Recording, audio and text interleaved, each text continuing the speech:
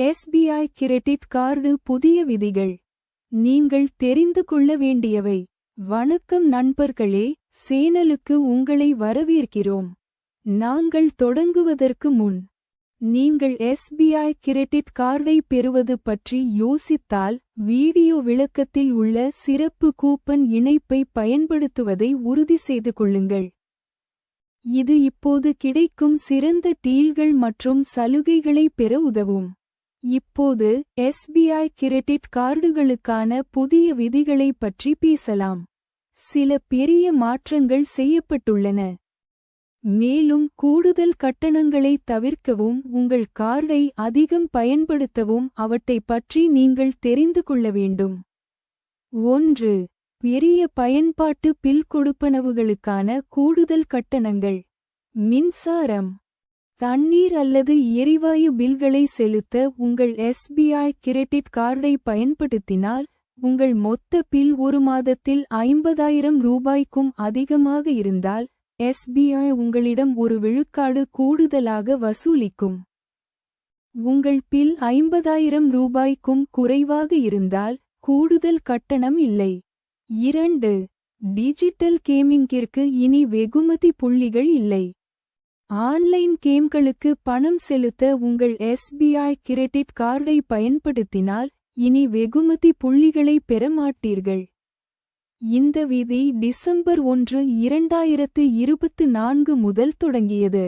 3. வெகுமதி புள்ளிகள் இப்போது காலாவதி தேதியை கொண்டுள்ளன. உங்கள் வெகுமதி புள்ளிகள் இனி என்றென்றும் நிலைக்காது. அவற்றை இழப்பதைத் தவிர்க்க காலாவதியாகும் முன் அவற்றை பயன்படுத்த வேண்டும். இந்த விதி நவம்பர் 1, 2024 முதல் தொடங்கியது. 4. எம்இ கொடுப்பனவுகளுக்கு கூடுதல் கட்டணங்கள். நீங்கள் ஏதாவது வாங்கி, கட்டணத்தை எம்இ-க்களாக மாற்றினால், எஸ்பிஐ கூடுதல் கட்டணங்களை வசூலிக்கலாம். கட்டணத் தொகை அட்டையின் வகை மற்றும் வாங்குதலை பொறுத்தது. 5. அதிக வட்டி விகிதங்கள்.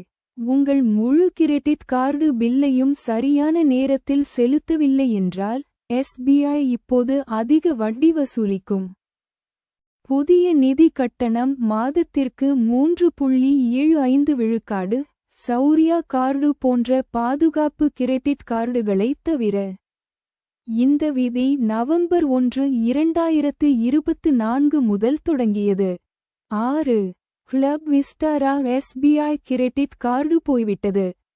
செப்டம்பர் 28, 2024 முதல் எஸ்பிஐ புதிய கிளப் விஸ்டாரா எஸ்பிஐ கிரெடிட் கார்டுகளை வழங்குவதை நிறுத்திவிட்டது.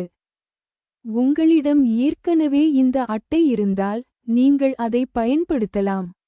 இப்போது நீங்கள் என்ன செய்ய வேண்டும்? உங்கள் பில்களைச் சரிபார்க்கவும்.